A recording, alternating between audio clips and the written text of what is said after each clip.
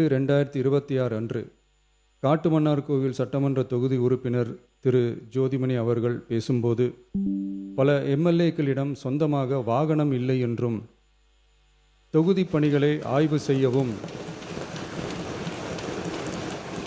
பார்வையிடவும் கடினமாக உள்ளதாகவும், லஞ்சமில்லாத நேர்மையான ஆட்சி அமைய உறுப்பினர்களின் அடிப்படை தேவைகளை அரசு பூர்த்தி செய்ய வேண்டும் என்றும் கோரிக்கை வைத்தார்.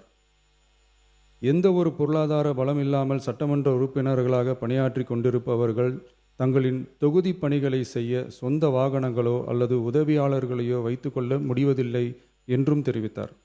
மேலும் இது தொடர்பாக கோரிக்கைகளும் வரப்பெற்றது. மக்களாட்சியின் மிக முக்கிய தூண்களில் ஒன்றாக விளங்குபவர்கள் மாண்புமிகு சட்டமன்ற உறுப்பினர்கள். தமிழ்நாடு சட்டமன்ற வரலாற்றில் எளிய பின்னணியில் இருந்து பணபலமோ அரசியல் பின்னணியோ இன்றி மக்களின் பேராதரவோடு முதன்முறையாக சட்டமன்றத்திற்கு தேர்வு செய்யப்பட்டுள்ள முதல் தலைமுறை சட்டமன்ற உறுப்பினர்களின் எண்ணிக்கை குறிப்பிடத்தக்க அளவில் உயர்ந்துள்ளது.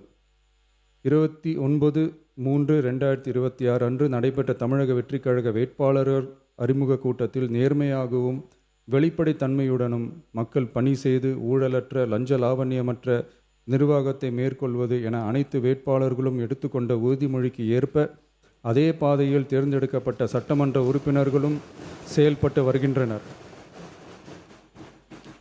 மக்களுக்கான நிர்வாகம் நேர்மையின் பாதையில் என்ற அடிப்படையில் லஞ்ச லாவண்யமற்ற நேர்மையான மற்றும் வெளிப்படையான நிர்வாகத்தை அடித்தட்டு மக்கள் வரை கொண்டு சேர்க்கும் நோக்கில் தமிழக வெற்றி கழக அரசு செயல்பட்டு வருகிறது.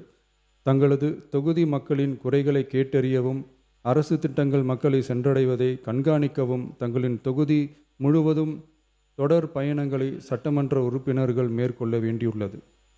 பொருளாதார பலம் இல்லாமல் சட்டமன்ற உறுப்பினர்களாக பணியாற்றும் மற்றும் முதலாக சட்டமன்ற உறுப்பினர்களாக தேர்வு செய்யப்பட்ட உறுப்பினர்கள் தங்களது மக்கள் பணியை தோய்வின்றி தொடர்வதற்கும் அவர்கள் தங்களின் தொகுதி பணிகளை திறம்பட மேற்கொள்வதற்கு வசதியாக அனைத்து சட்டமன்ற உறுப்பினர்களுக்கும் அரசு சார்பில் வாகனம் வழங்கப்படும் என்பதை மகிழ்ச்சியோடு தெரிவித்துக் கொள்கிறேன்.